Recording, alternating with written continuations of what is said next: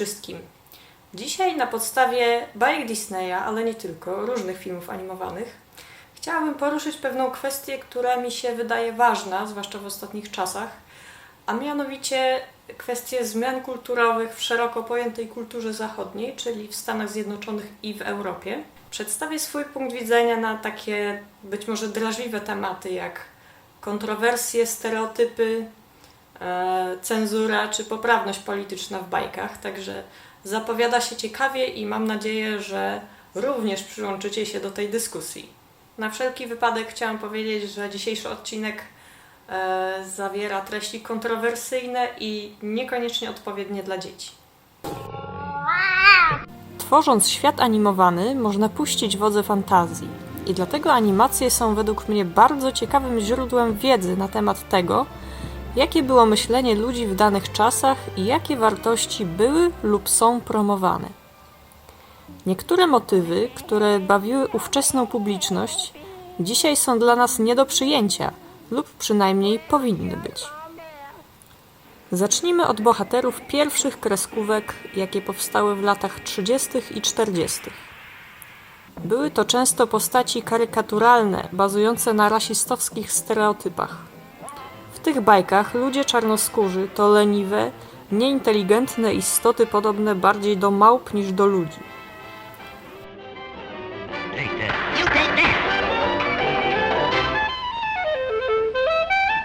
Listen, Mammy, that ain't nowhere to wash clothes. What you all need is rhythm. What do you all mean? Albo dzikusy, z którymi nie da rady się porozumieć. Pamiętajmy, że lata 40. to w Stanach Zjednoczonych ciągle jeszcze czasy segregacji rasowej i działalności Ku Klux Klanu. W filmie pod tytułem Fantazja z 1940 roku występuje czarnoskóra postać, która jest służącą białej blond piękności. Po rewolucji społecznej lat 60.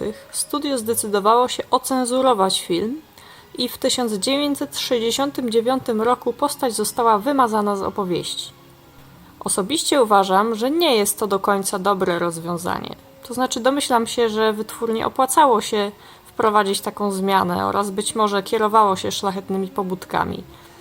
Jednak jest to pewne przekłamanie historii, która mimo naszych życzeń pozostaje niezmienna. Dobrze jest poznawać fakty i wyciągać z nich wnioski. Dzieciom natomiast można wytłumaczyć kontekst lub pokazać im po prostu aktualne filmy. Jeżeli chodzi o takie stygmatyzujące wątki, to znajdziemy jeszcze m.in. wilka przebranego za karykaturę Żyda oraz salon z kapeluszami, w którym pracują ludzie psychicznie chorzy, zamknięci za kratkami.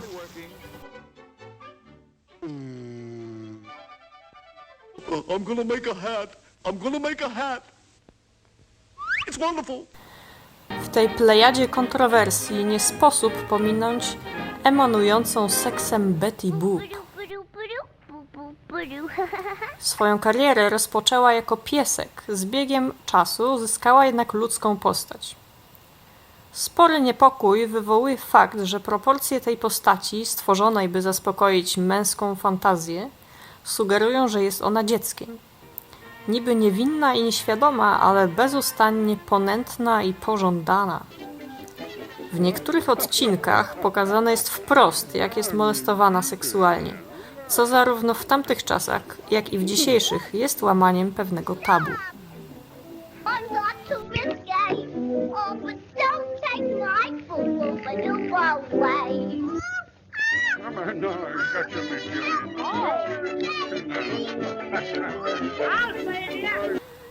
Pozostając przy temacie kobiet, często analizowaną kwestią są postacie księżniczek w bajkach Disneya. Do lat 60., czyli do drugiej fali feminizmu, niezaprzeczalną rolą kobiety było dbanie o dom i męża oraz rodzenie dzieci. Drobnym wyjątkiem była II wojna światowa, na czas której kobiety zastąpiły mężczyzn na niektórych stanowiskach pracy. W żadnym razie nie dziwi więc fakt, że konserwatywny Walt Disney tworzył do końca lat 50. filmy, w których cechami protagonistek, czyli głównych postaci, była łagodność, ponadprzeciętna uroda nieśmiałość, bierność i pracowitość. Chodzi oczywiście o gotowanie i sprzątanie, a nie karierę zawodową. On a tree. I'm awfully sorry. I didn't mean to frighten you. Oh, it wasn't that. It's just that you're A stranger? Zauważmy, że są to cechy takiego, w cudzysłowie, grzecznego dziecka. Nie ma mowy, żeby królewna Śnieżka, Kopciuszek czy Śpiąca Królewna wzięły sprawy w swoje ręce i realizowały jakieś ambitne cele, czy żeby w ogóle miały ambicje. Nie, ich jedynym marzeniem jest poślubienie księcia. Wiem, że te bajki bazują na istniejących wcześniej baśniach, jednak ten dobór i interpretacja nie są przypadkowe. Zwłaszcza, że po drugiej i trzeciej fali feminizmu, czyli do końca lat 80., sytuacja się zmienia. W 1989 roku powstaje Mała Syrenka, a 2 lata później Piękna i Bestia. Zmiana jest dość nieśmiała, bo mimo że obie bohaterki są indywidualistkami i podejmują własne odpowiedzialne decyzje, to ciągle jeszcze marzą o księciu z bajki.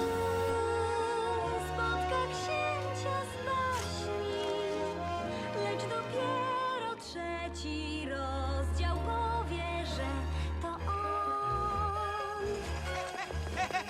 Arielka na przykład ma, podobnie jak Śnieżka, wroga chorobliwie zazdrosnego o jej młode, piękne ciało. Alas, she is more fair than thee. Alas for her. Reveal her name. Prawdziwym przełomem była dopiero Mulan. Film z 1998 roku przedstawia historię dziewczyny, która wyruszyła w niebezpieczną podróż, by uratować życie swojemu ojcu, zastępując go w wojsku. Mulan łamie stereotypy dotyczące podziału cech na męskie i żeńskie. Widzę zamiast mężczyzn mnóstwo wśród was. Dziewczyna jest odważna, waleczna, sprytna i silna.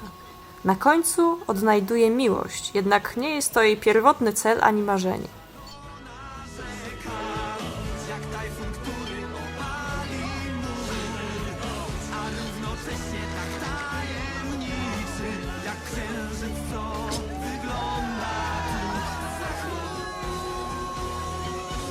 Wzorzec męski również zmienił się z biegiem czasu.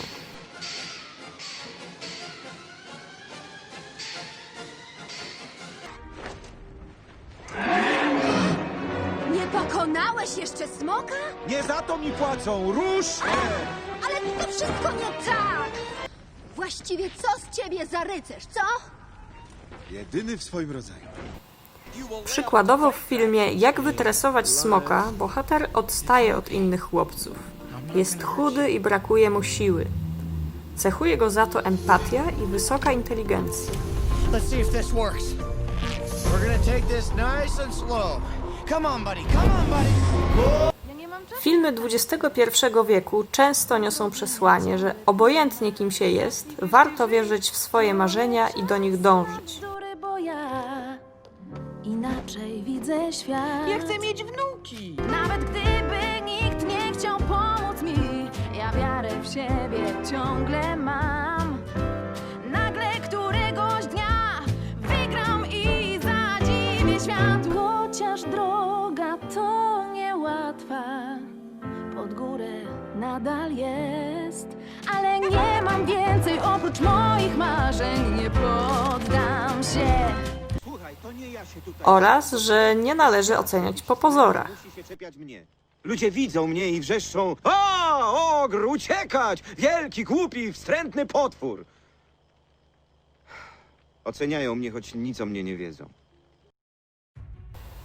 Pokazują ludzką różnorodność, dzięki której świat jest ciekawy, bogaty kulturowo i to jest wartość dodatnia. Chociaż muszę to podkreślić, że o ile bardzo mi się podobają filmy pokazujące różnorodność ludzką, to bardzo mnie denerwuje poprawność polityczna, jeśli jest wprowadzana na siłę. Świat stworzony w filmie powinien być spójny i rządzić się zrozumiałymi zasadami, żeby z odpowiednią siłą wciągnąć widza. Przykładowo w Atlantydzie różnorodność jest uzasadniona, bo członkowie ekipy pochodzą z różnych zakątków świata. Jednak gdybyśmy pokazali świat, w którym umieszczamy takie postaci bez uzasadnienia, to efekt jest co najmniej groteskowy. Dlatego warto łamać pewne schematy, ale w rozsądny sposób. W tym roku była na przykład premiera filmu Naprzód, pierwszego filmu Disneya, w którym wystąpiła postać nieheteronormatywna, a mianowicie trzecioplanowa policjantka lesbijka. O jej orientacji dowiadujemy się z krótkiego dialogu, w którym wspomina o córce swojej dziewczyny.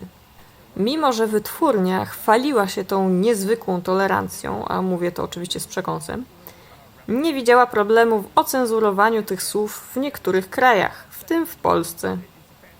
Córka dziewczyny zastąpiona została pasierbicą. Chyba nie muszę tego komentować.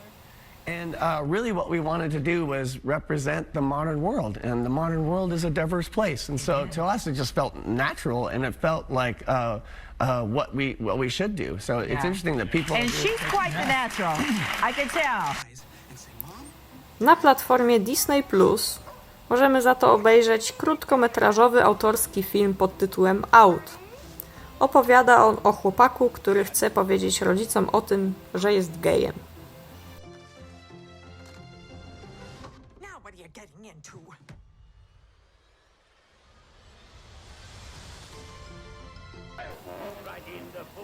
Sfera tabu zmienia się wraz z ludzką mentalnością.